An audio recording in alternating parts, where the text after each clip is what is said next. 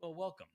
This is the continuation episode, actually number 11, considering that the last one was 9B, 9.5, if we will, of the man from Edom. And since I am the man from Edom, I guess we do have the opportunity to have more than one name here. I'm trying to see where we have Leah below Captain Kirk, and oh, we didn't succeed. So this was supposed to be the Leia debut as a co-host, but sadly, she has now left the co-host position, and we didn't get her. I'm sorry. Yeah, she was all dolled up for the episode too. Oh well, so we'll try again tomorrow. But here we are. We're going to return episode now 11 of The Man from Edom. The Man from Edom is the person that is probably the least understood, Kirk, of everybody in this overall process, and that he is spoken of in Yeshaya, Isaiah 63.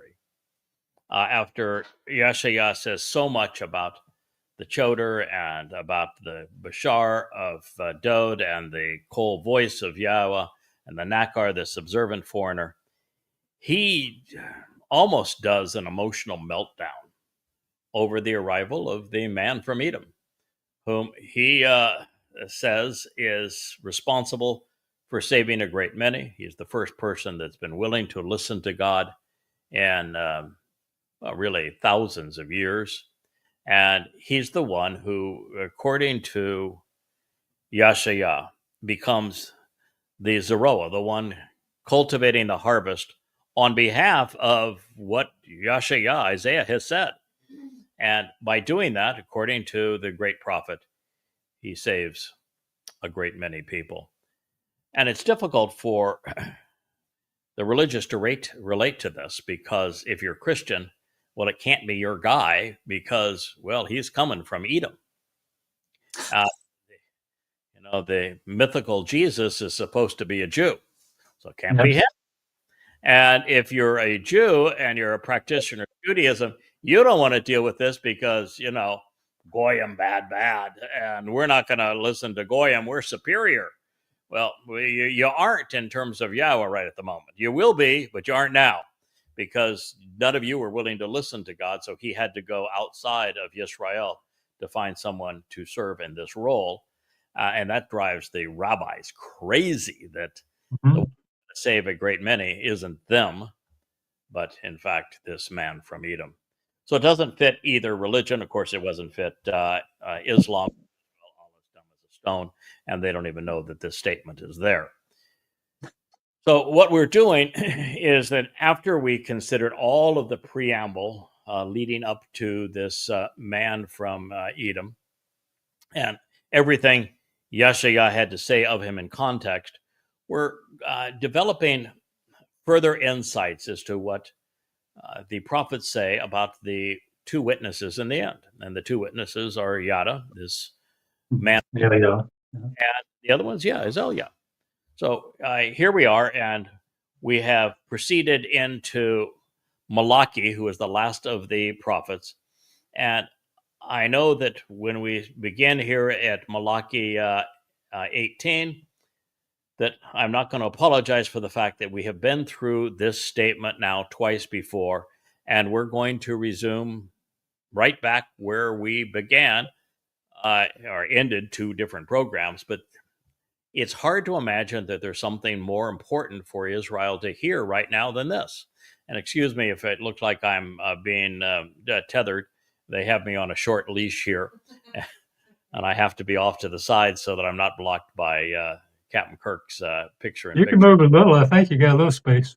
I have a little bit of space where I could move a little bit over to this side. There you go. Not be quite so stretched. I feel like, this must be what Asher Wookiee feel like when they're on a leash. Yes. So return, it says. So return. And you will see the distinction and understand the difference between the one who is right as opposed to those who are wrong. Well, the prophet is saying, and this is the last prophet in the second to last chapter that he's going to communicate to humankind. This is Yahweh's last communication with his people as a prophet. And he's saying, so if you change and you return, then you're going to see the distinction at that point, and you're going to understand the difference between the one who is Sadak as opposed to those who are Rasha. And the one who is Sadak is singular, and the ones who are Rasha are many. And Rasha speaks of widespread rebellion. So the only thing that could be of that magnitude in terms of widespread rebellion against God, wrong in a prolific sense in this context, would be religion. And since he's speaking to God's people, they're the only ones who could return, right? There's no one else can return. At least Yehudim were there at one time. So by saying return, he's only speaking to Yehudim here. And he's saying, if you return, then you're going to see the distinction between, and this is BN, the one who is right, Sadak, and that would mean right about God and the approach to him, yes, and the many who are wrong, which would be religiously wrong, and this would be Judaism. And so if I were not openly, fairly adroitly, exposing and condemning the religions that Jews have conceived, Judaism, Christianity, and Islam are all rabbinical religions. For those that don't know, it was a rabbi, trained as a Rabbi Paul, who was the only person who was able to conceive the basis of the Christian religion. He wrote the first 14 documents in the religion, and he was the inspiration behind the next three, which would have been Mark, Luke, and the book of Acts. He is the basis of Christianity. He was not only a Jew, he was trained as a rabbi. It's the only reason he was prepared and capable of responsible. A rabbi, a Jewish rabbi, is responsible for the religion of Christianity. The religion of Judaism was founded by Rabbi Akiva. He's the one who foisted another false Messiah to counter the false Messiah of Paul. And then you look at 500 years later, the rabbis of Yathrib, where Muhammad went, had the audacity to sell Talmud readings to Muhammad, which Muhammad then twisted to serve his interest, claimed they were from Allah, and then when the rabbis mocked him, he perpetrated genocide against the Jews of Yathrib. Without those Talmud stories, the Quran is not a religious text. It is only a terrorist manifesto. And so the rabbis created all three of these religions, and I'm the only person really in human history who has used the scriptures of Judaism, Christianity, and Islam to juxtapose them against Yahweh's testimony to prove conclusively that they're wrong. Mm-hmm. That's what this prophecy speaks of. So return, and you will see the distinction and understand the difference between those, the one who is right, the singular individual who is right at this time, and who is vindicating, as opposed to the many who are religious and wrong. Understanding the dissimilarity concerning the one who works with God, singular again, the Abad Elohim, the one who is engaged working with God, in contrast to the way of those who do not serve him. Well, this is an indictment again against Judaism. They claim to serve Yahweh, and Yahweh is saying, no, you don't. Yeah, those who claim to serve Yahweh are actually in opposition to the one who is right. Mm-hmm. It is better, therefore, as we read these things, to be good than bad. However, being right is forever, while if you are wrong, you are absolutely gone. So it's better to be good than bad, but being right is forever, while if you're wrong, you're gone.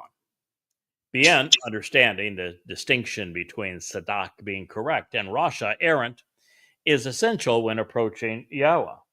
It is the litmus test God uses to determine who prevails and who fails. So, as we move on, one of the most challenging prophecies to interpret with regard to the final witness is found in Zechariah 4. And what I like about Zechariah 4 is it not only presents the two witnesses and distinguishes them as two individuals on either side of Yahweh's menorah, uh, it specifically directs our attention to the 14th Mashal of Dod. And it is there that we will find the most profound insights of our time. So, Zechariah is based on the prophet's assessment, and there is a malach that is making this presentation to Zechariah.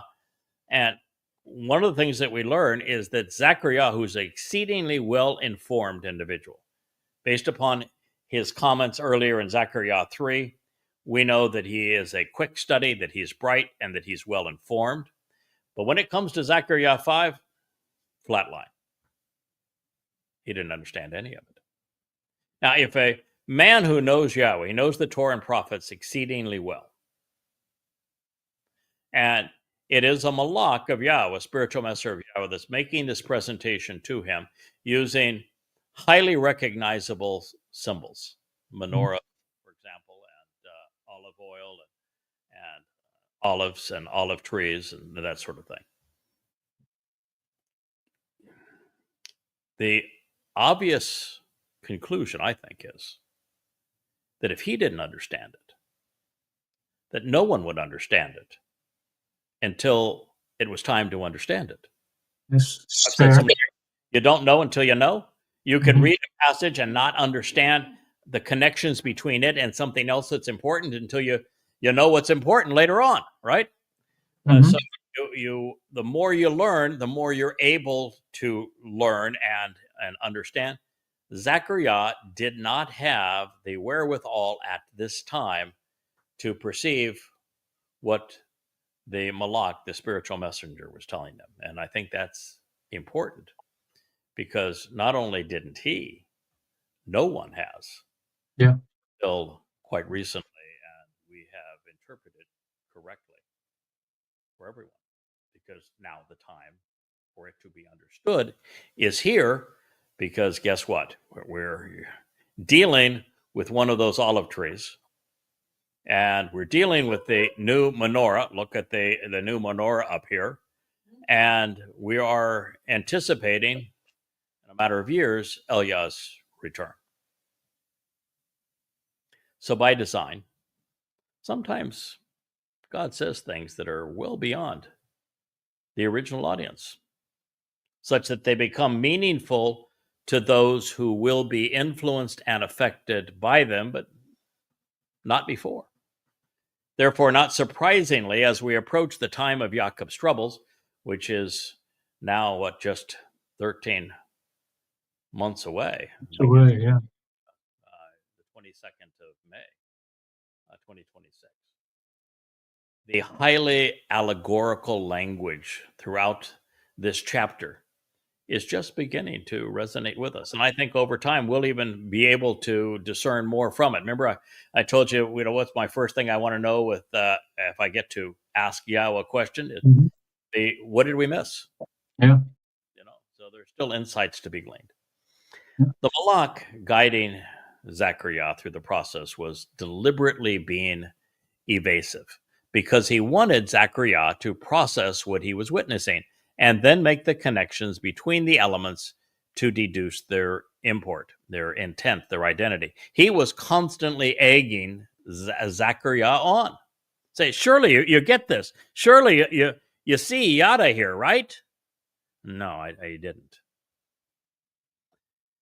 So, adding to the challenge of resolving the enigma, the inquisitor had deliberately just awakened his pupil from his sleep, which sounds like what we find that Israel is kind of comatose at this point Yeah. to God. And I think this is also germane to the prophecy because that is what is currently happening. Burning now. Yeah. So here, Zechariah 4:1. When the heavenly messenger, Waha Malak, so the spiritual being, returned, who had spoken to me. So the previous communication was up there in Shamaim when the high priest who had returned from Babylonian captivity and coordinated some of the building of the second temple.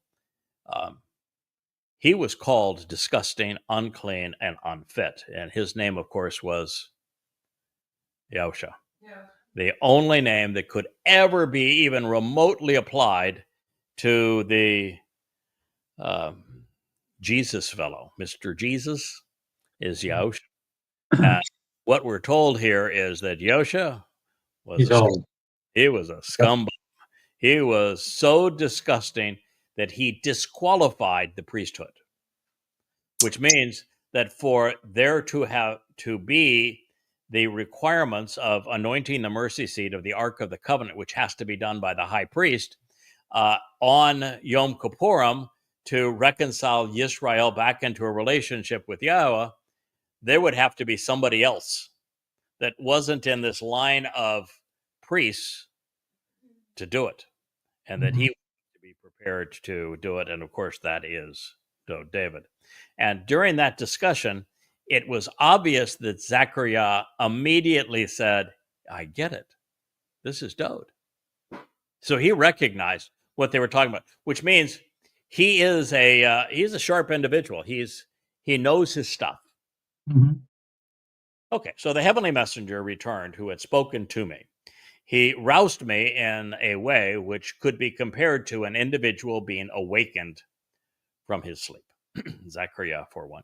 By the way, I would say my last couple of, not my last two, but two of the last 4 or 5 um, directions that I received from Yahweh happened this way. I was awakened from my sleep.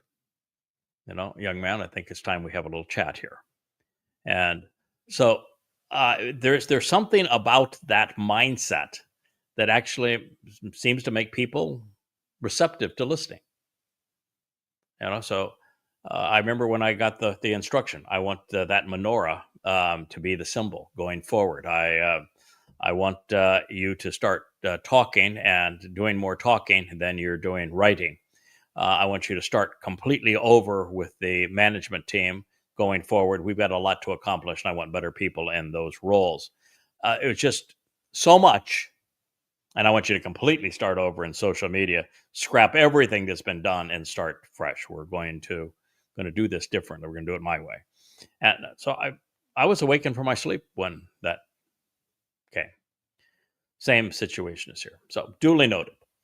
Zechariah, like Israel today, was not fully awake when the messenger arrived, and yet without further ado, he was shown a menorah. Well, that seems to be prophetic because I Yeah. was There you go. asleep, and what I was shown was a menorah. So I guess that's not uncommon, since that's what exactly was communicated to me. And you see it now in the Yahweh block, which sort of suggests to me that this was prophetic of, Yeah, I connect that. yeah. And he said to me, what do you see? Well, that's kind of what I was asked. What do you see? Well, I replied while using the perception of sight, behold, a menorah comprised entirely of gold. What color is our menorah? Gold. It Well done. was, yeah, it was being, surprise, surprise. Yeah, in fact, that was one of the things that was interesting because Uh-huh. uh, I don't personally care for. I'm sorry for ancient Israel, and I guess it was appropriate for the time. But I've never been a big fan of the traditional looking menorah. that is, very, very ornate and traditional looking. We've had one on the website forever. We're trying to replace it with this new one. And the first thing I remember telling Yahweh, or asking Yahweh, I said, okay, I want to make sure I get this. Um, uh, this, you're asking me to go on to social media and speak to your people. This is an exceedingly contemporary forum. Mhm. You really want me to use that Old old symbol. design, that traditional design, that most people will interpret as a religious symbol before they even listen to what we have to say? And he says, no, no. Create a modern interpretation of it. I want a very sleek, modern interpretation of it. Certainly you can do that. Oh, okay. And I knew exactly what we needed. And it came together very, very swiftly. And you can see what we have up there. So it was being revealed first and foremost above everything else, exactly as we started our conversation here back in December. It was being revealed first and foremost beyond anything else. Now, there's something about the menorah that you just should know that is far more than a symbol of Yahweh. It's the symbol of Yahweh. But beyond being the symbol of Yahweh, which should mean something, like Israel, you are incredibly asinine and antagonizing to have corrupted that with 9 candles. You should be ashamed of yourselves. Yes. And that is so goddamn religious and so despicable. You really should be ashamed. And it's based upon a story that may not have even had any credibility. And even if it actually happened, it would be irrelevant. This menorah is relevant. This menorah has 7 lights, and those 7 lights represent the first 3 Moed Mikre on one side and the last 3 on the other, and Teruah in the middle. Oh, This is the the light that is illuminating the path home. This speaks of Yahweh's 7 epochs of time, from the time we were booted to the garden to the time we return to it and then live in it for 1,000 years. This is Yahweh's means of communication, and it is a light to us at this time. So it was being revealed first and foremost above everything else. There's nothing more important than Yahweh's menorah in terms of symbols for him. And there were 7 lamps on it.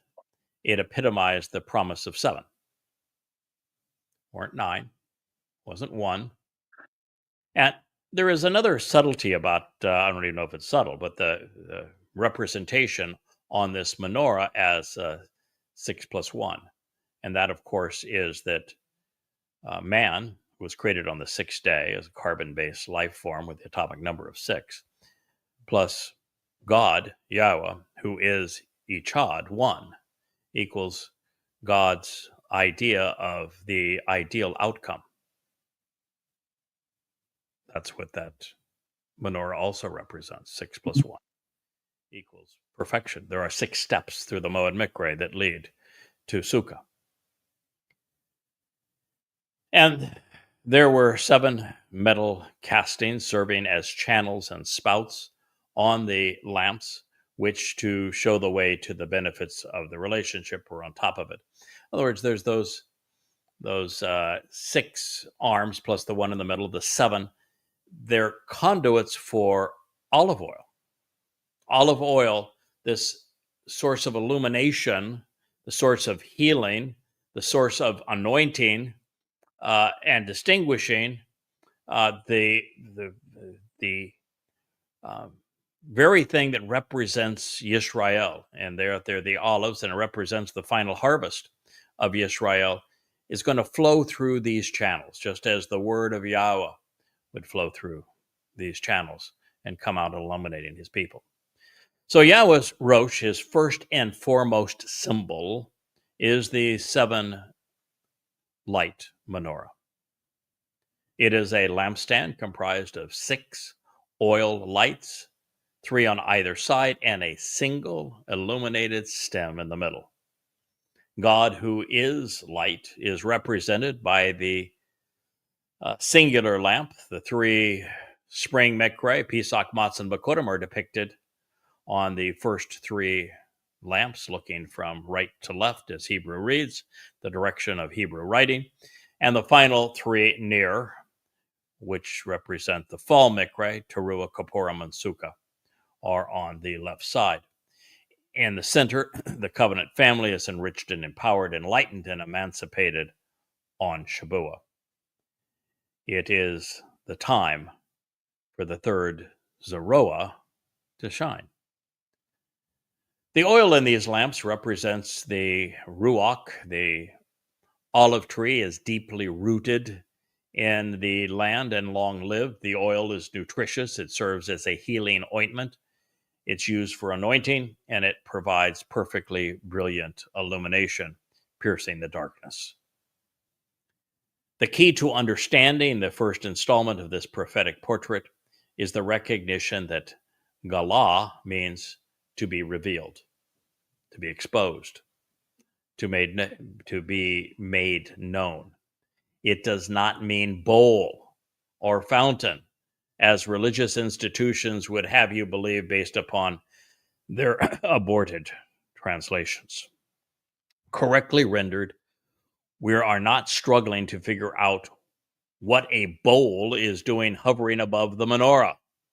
And with Galah rendered correctly, we can focus on Yahweh's luminary, recognizing that He al Roshi, it is first and foremost above everything else when it comes to God's symbols.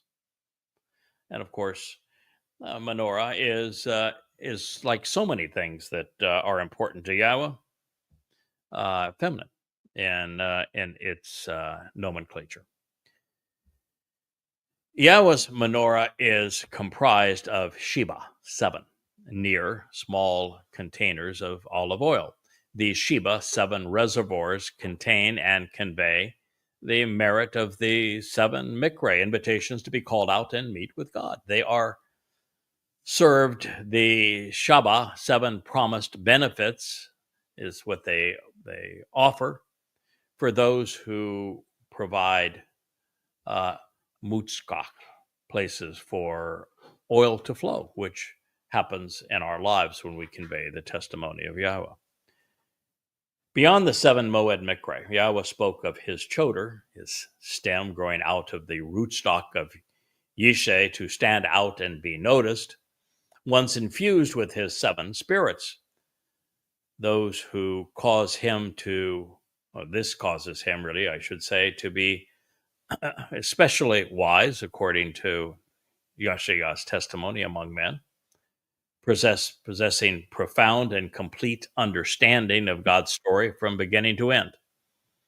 It would also serve to keep him anchored and productive, all of which are delineated in Yashayah 11:1. And now, since there appears to be a connection, let's consider Yashayah's assessment before we move on.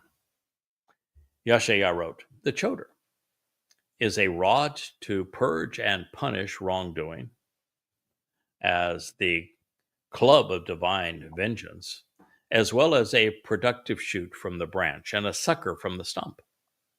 He will be actively extended for a limited time from the fallen tree and rootstock to stand out and be noticed as an observant branch by means of him being deeply rooted, such that he is anchored, steadfast, and nourished, and able to continually bear an abundance of fruit while encouraging productivity in others." Boy, that sure sounds like it fits the olive metaphor and the menorah lamp, doesn't it? Mm-hmm. This is because the Ruach spirit of divine power and influence of Yahweh has settled and remains on him, energizing, enriching, and enabling him. The Spirit providing chakma, the capacity to comprehend and then teach, offering wisdom through the mental aptitude to learn and instruct, to grasp the essence of the issues, and communicate reasoned conclusions, providing technical expertise to be discerning, while Bina facilitating understanding by making the proper connections, as we're doing right now, to reveal insights, being intelligent and even judgmental through intelligent associations, which lead to a conceptual comprehension.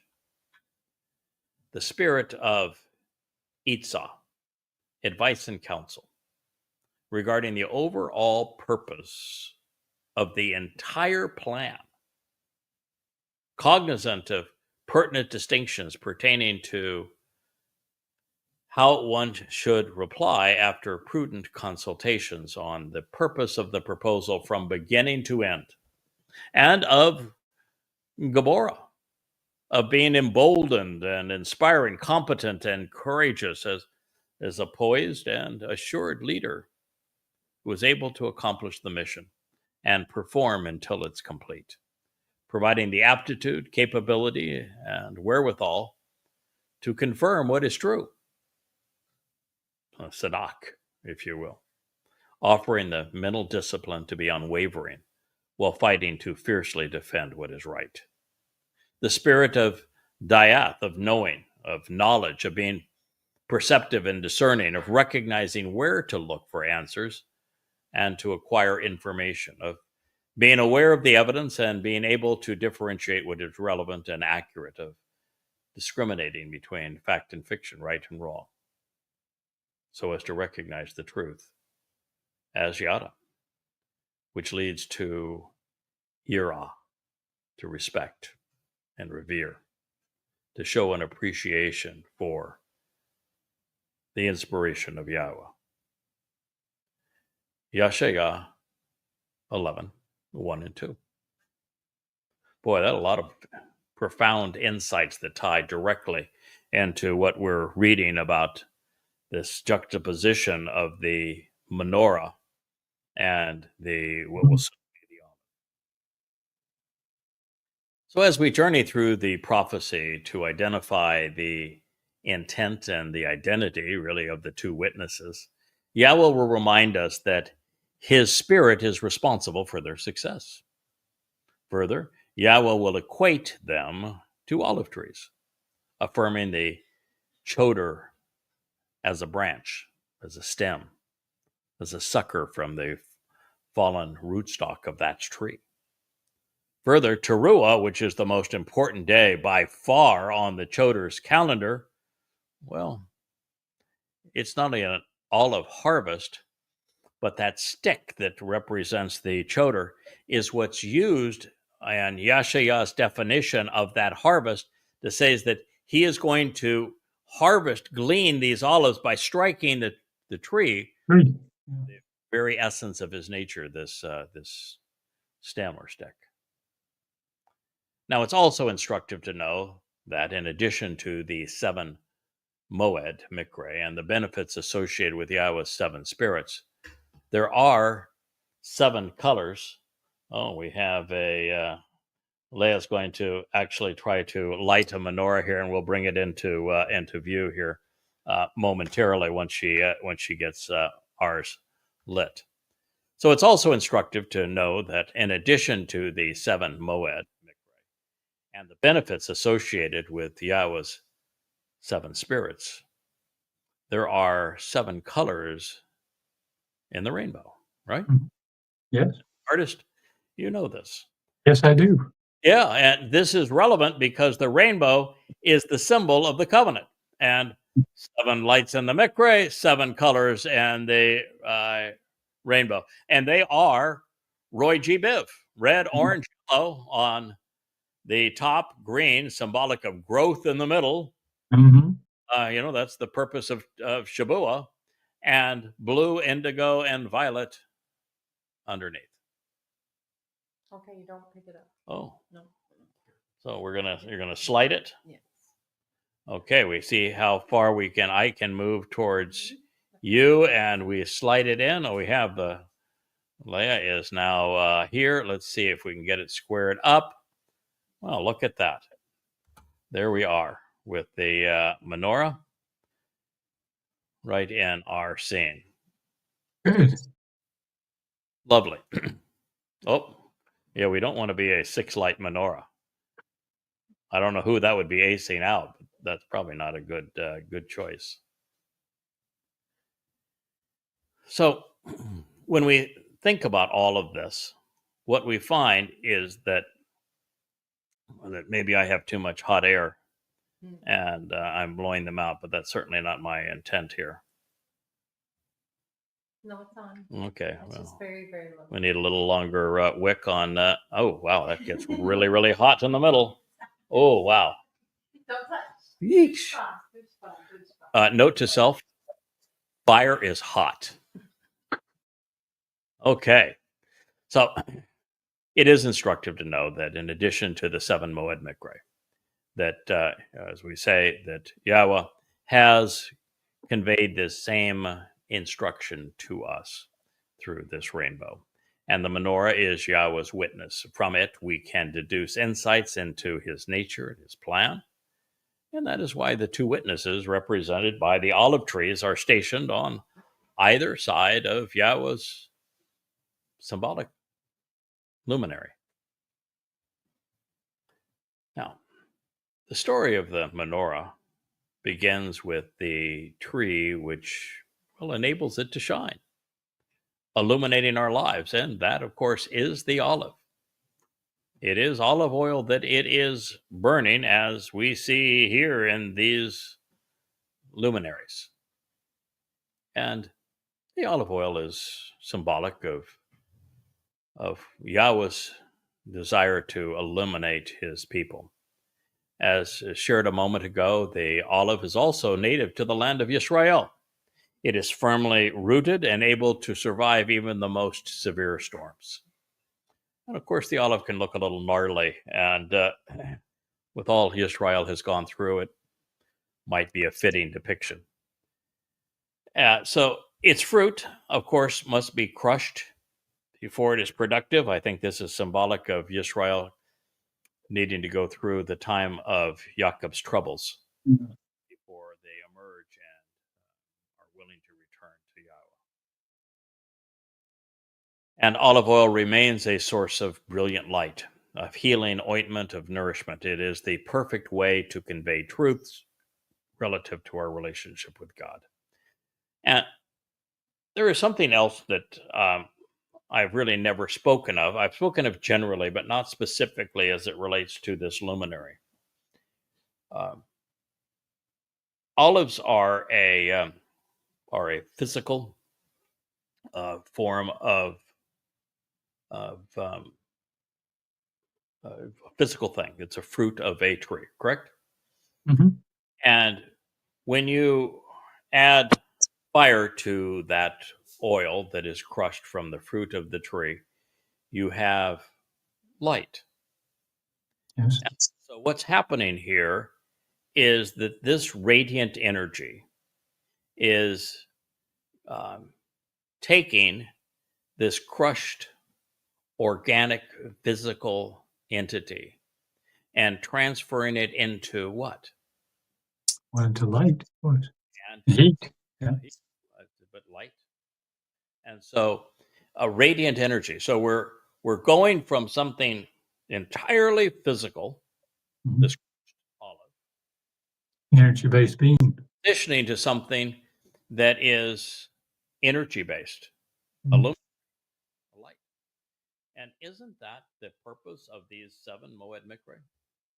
Don't they Yes. take us from being decaying and corrupt physical beings with a limited lifespan and very limited capabilities, and they transform us into light and energy, which is Yeah. vastly superior? Yeah, light can go anywhere. Yeah. And light is eternal, and it pierces the darkness. But E equals MC squared speaks of this. Light, which is energy, equals the matter that is used, consumed here to transfer into light energy, times the square of the speed of light.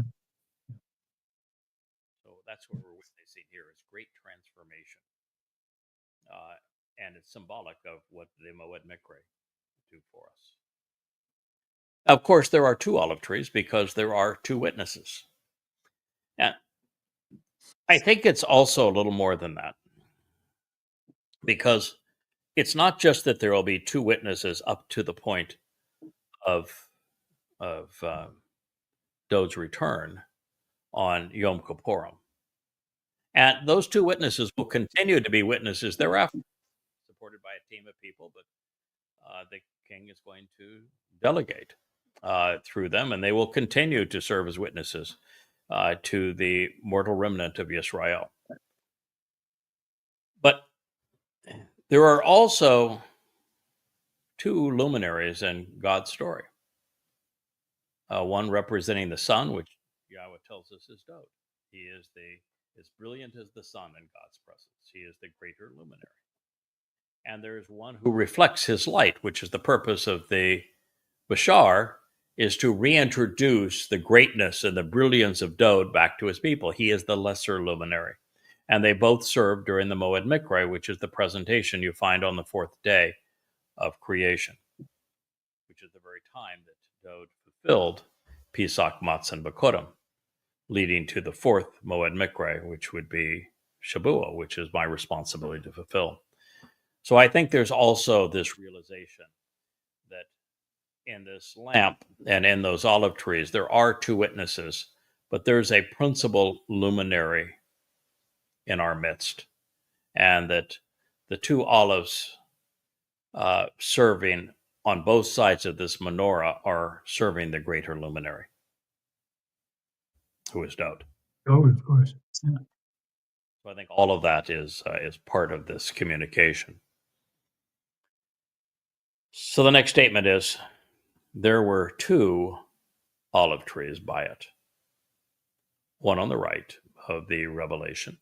Remember, Hebrew reads from right to left, so it starts there on the right of the revelation, and the other one on the left.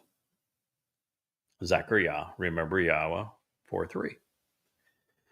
As we know, the name of one witness, the one on the right, the one who has been here before, is in the final line of the last prophet in Malachi 4:4-6. We discover that he is Eliah, and what were Yahweh's last words to his people through a prophet. He says, so powerful, and I just wish God's people would listen to this. Remember the Torah teaching guidance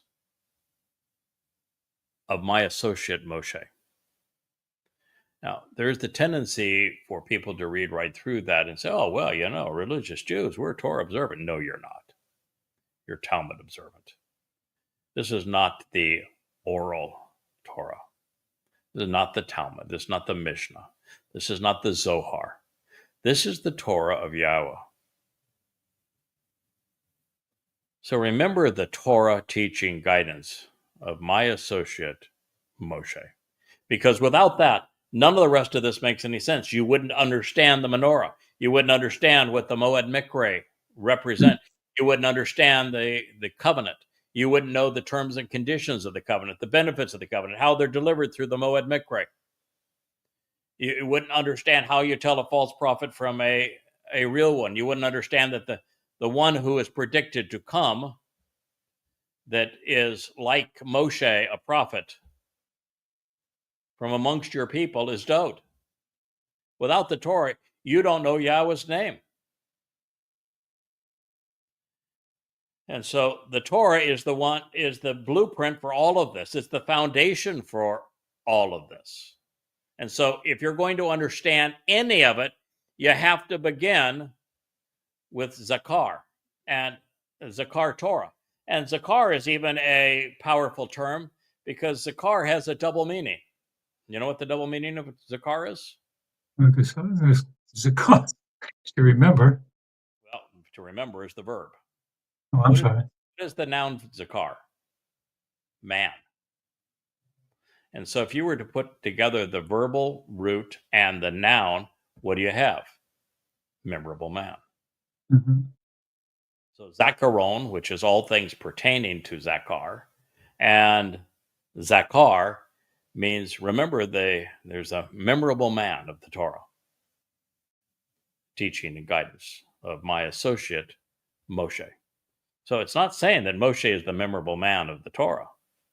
It says there is a memorable man that you could come to know through the Torah of Moshe.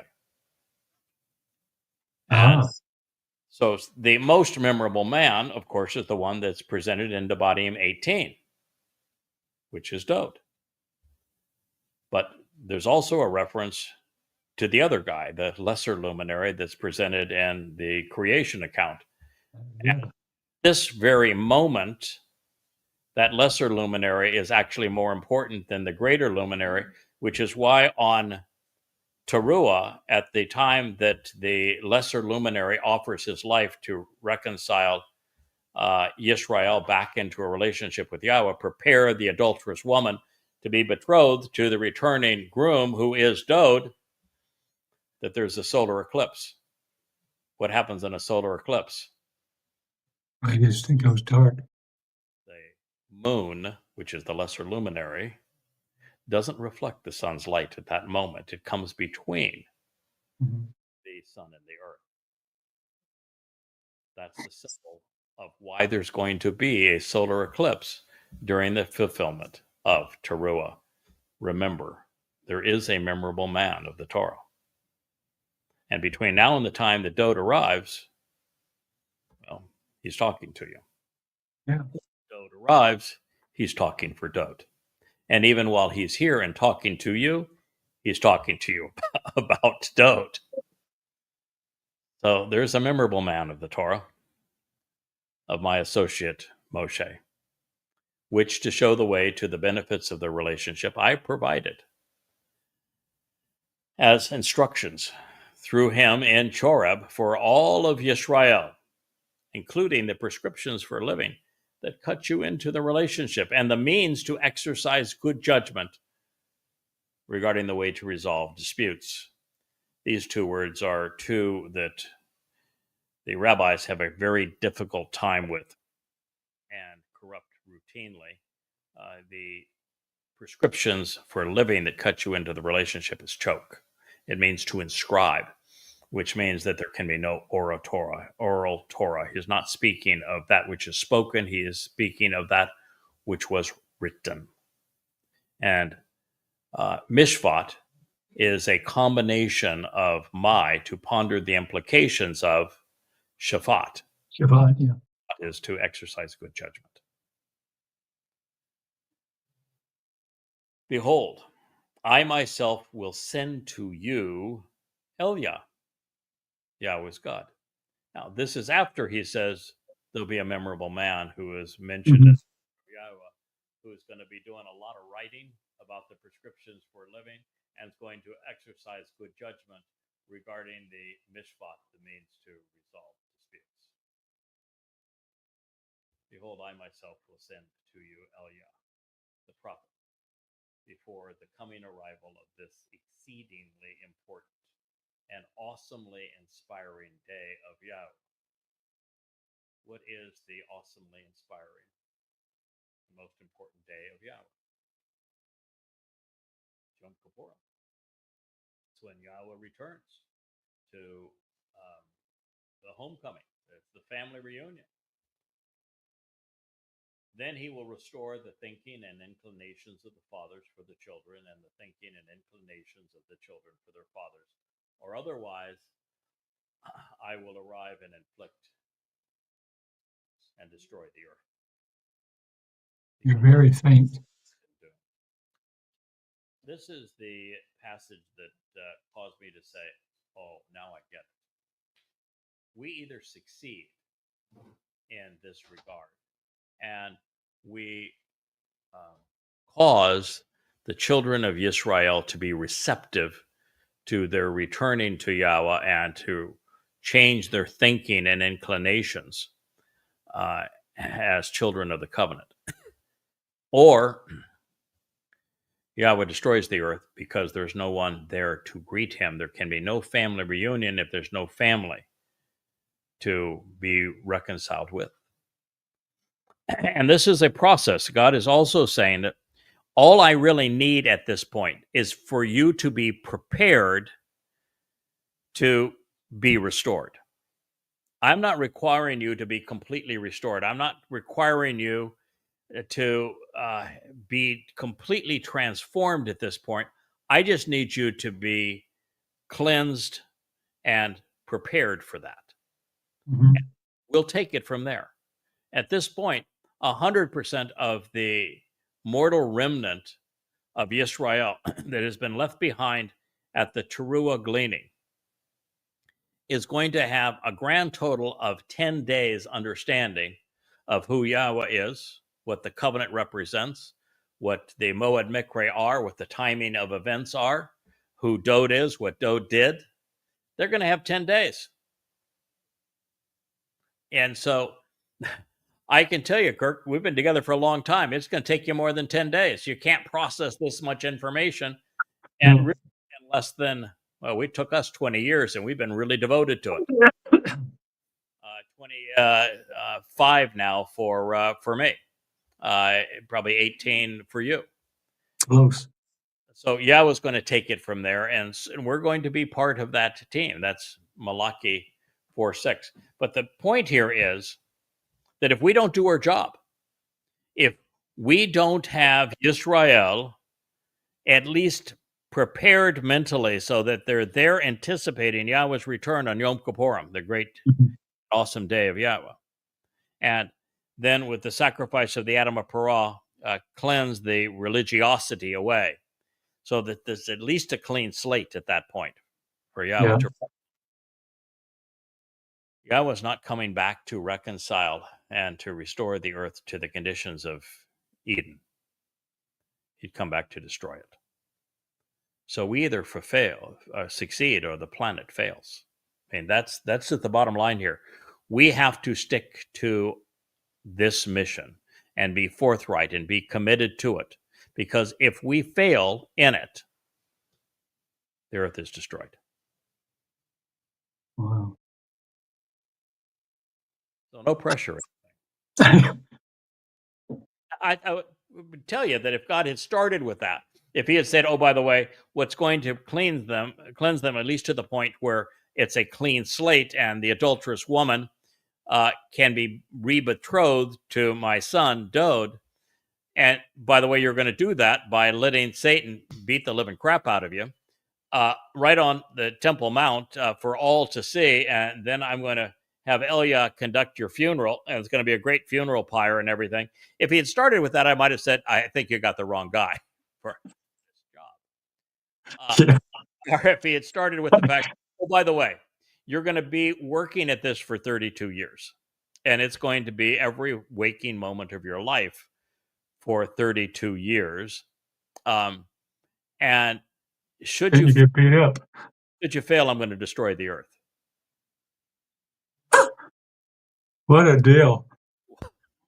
I'm not sure I would have signed up for that either. I mean, I didn't know. double too much responsibility. And at this point, I view it as both a Challenge. as a challenge, and I'm pretty tenacious when it comes to challenges. But I also view it as a bit of an honor. It is. It's not an honor so much to have been chosen. It's an honor that you could dedicate yourself to something Yahweh wanted to the extent that he trusts you to do it. Pretty awesome. Yeah, I think we've earned Yahweh's confidence. We've earned his trust. I think it's to say that when he chose me initially and put us together as a team to do this, and I keep on laughing, we got the job by default because no one else wanted it or was even qualified to do it. I wasn't qualified either, but no one wanted it. So I won the job by default. It's when you win the big prize, but you're the only one that competed. You're also we're last, I guess, too. But there's more to it than that, Yeah. because Yahweh obviously saw something that said he's not going to give up. This is going to be tough. My people are, but he's not going to give up. He'll see it through and will prevail. Well, Elia, of course, is an interesting choice, Kirk, because he did not provide even a fraction of 1% of the prophecies or the instructions that had been conveyed by the aforementioned Moshe. So if you wanted somebody to come back as a prolific prophet, if you wanted somebody to come back that was a great teacher, if you wanted somebody to come back that was a this great liberator with instructions as to how we reconcile our relationship with God, you would pick Moshe. You wouldn't pick Elia, would you? No, he's kind of, What about Elia that made him the choice and Moshe not the choice? well, he attacked religion and government. I mean, just kings and so on. Effective of all of Yahweh's prophets for exposing and condemning religion, which is Yes. the last 3.5 years. And second of all, he's going to serve as the master of ceremony for the sacrifice of the Edowm of Parah, which is probably, they're somewhere around 4th or 5th most important day in Yahweh's calendar. It's not as important as Pesach, Matzah, or Purim, and it's not as important as Kippurim, but Right. it sets up Kippurim, so it really is important. Mm-hmm. So,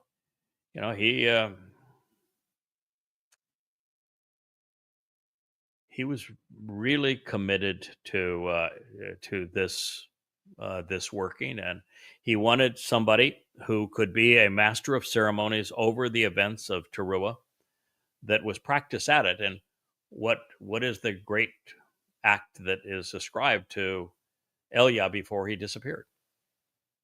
He orchestrate the bull and all and the fire and the water. Yeah, he did exactly what's described in Numbers 19, didn't he? Yes. Yeah, no bull. That's exactly what he did. What's going to happen on Teruah, where he's the master of ceremonies? It's the exact same thing. Same Toba, Yes, rehearsal. Yeah. same seed, water, same fire. God's doing the igniting, and it's Elia who's the practiced orator. So he picked him because he had a dress rehearsal for this exact event. 40 Yobel, 888 years, which is not exactly a coincidence either, prior to him orchestrating this great sacrifice of the Edowm of Parah. So that's why Elia is the choice. Clearly Dode was far more prolific, as were Shamuel, Yirmiah, and Yashaya. However, Elia had something that most do not see, and that made him a better choice than the other prophets. He was also sarcastic. He was quick-witted, and he was exceedingly judgmental. And that's going to be really important leading up to this event, because it would get really old to just constantly the drumbeat of no, Judaism is wrong, Christianity is wrong, Islam is wrong, progressives are wrong, conspiratorials are wrong, and this is the story. If you don't have some wit, you don't have some... It's like the old roast they used to do on TV with the witty. The roast, and God wants to be entertained during this period too. He's putting up with a lot, because God's doing the show and tell during this 3.5 years is Yahweh. He's raising things up. He's doing a show and tell. He's taking the books that we've written and showing them. Giant scrolls that fly through the sky. He's going to raise the 2 tablets of stone and talk about what's on them. I think he's even going to raise the Ark of the Covenant. During the time of the sacrifice of the Edowm of Parah, he lights the fire, he releases the waters, and his booming voice is going to be heard again. He's going to clean up the Temple Mount so that we can have a replica of the tent of the witness. during this whole time, there are going to be a lot of things that God's going to do that are going to be spectacular here. And for God to return while his people are still scummy, he's going to want to be entertained. Elia makes him laugh. Makes me laugh. Yeah. Well, you make me laugh too. Yeah, Y'all gonna be a pair. he is the Don Rickles of prophets. Yeah, I love it. It's my favorite. Not the range, the Dangerfield, because he does get respect.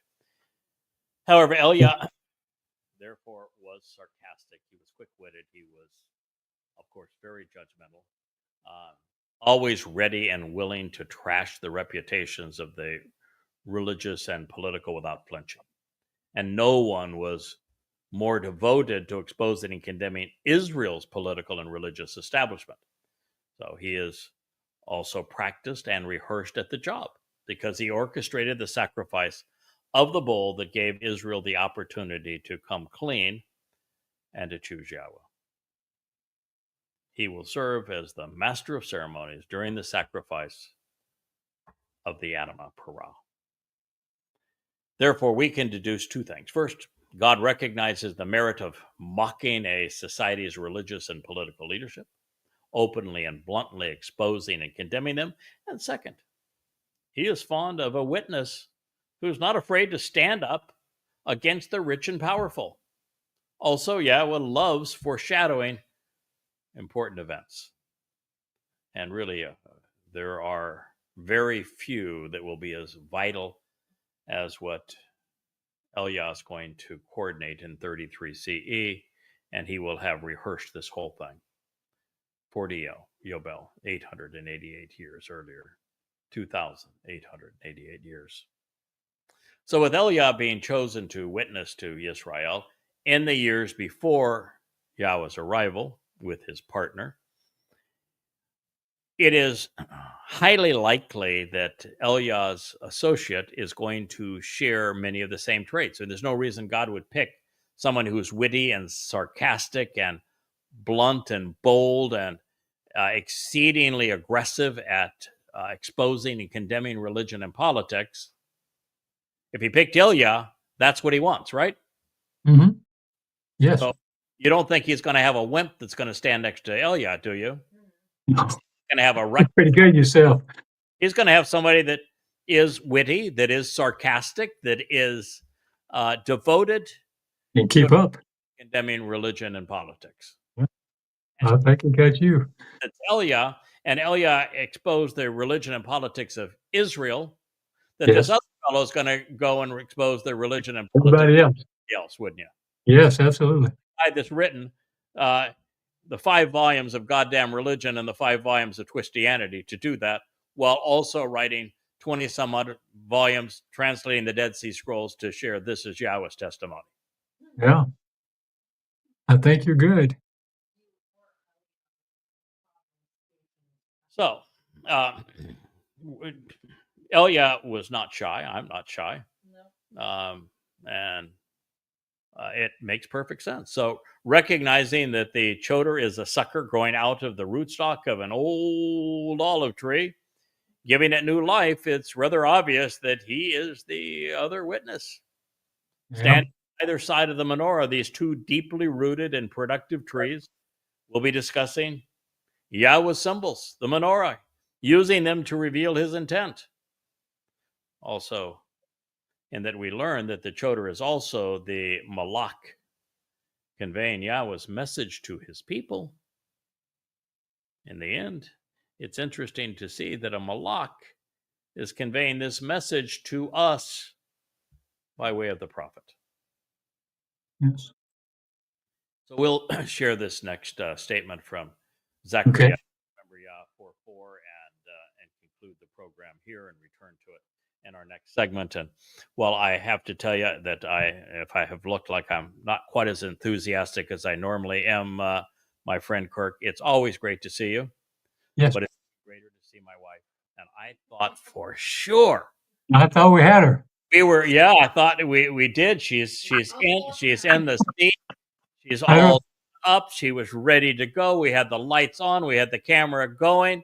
and for some reason we had a technical difficulty, but we're going to resolve that technical difficulty. Well, Leah, tell Leah I can shut up and just laugh. Yeah, well, there you go.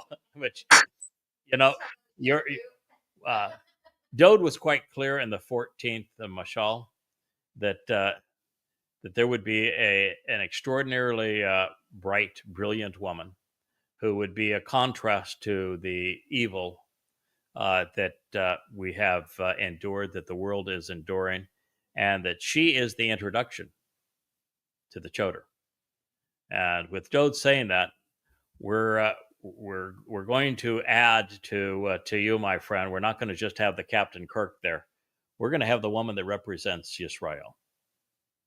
Yes, the barren woman that has been Yisrael, she is going to have many children, because just as Sarah was the mother of Yishak, the first child of the covenant, it is Leah that's going to do as her namesake did long ago and give birth to the restoration of the covenant. Wow. Yeah, whoop, whoop, there she is in the corner over there. Whoop, whoop, huh? Okay. We even had a number of people in our last program when Leah came in here and was before the camera to blow the shofar, said we need more Leah. In fact, I think if we were to have a vote between everybody, we might be kicked off the island. Would all go for less and more Leah. So this says, and I will say this, and then Leah has her shofar. She'll come on camera again and blow the shofar for us. So then I responded by saying to the spiritual messenger who had spoken to me to ask, "Why are these here, sir?" And the heavenly messenger who had spoken with me and answered, and he said to me, "Why do you not know yada or understand what I these?" do. So there we go. What a wonderful place for us to stop, and we'll pick up this in our next program. And Leah will come here. And play the shofar. Going to play the shofar. You're not on camera yet, Leah. I will move off to the side.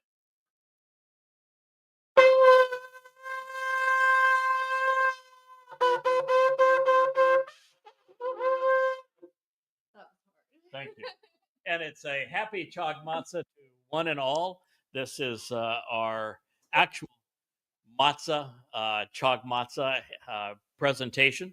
As I said, the sun has set here in the U.S. Virgin Islands. It is officially matzah. This is the day that we are liberated from our guilt, and that Dove fulfilled on our behalf, and celebrating what our King has done for us. Thank you, dude. For being part of this. Thank you, Leah, for blowing the shofar, and for being prepared to be a co-host along with Kirk as part of the Yahweh blog. Good night.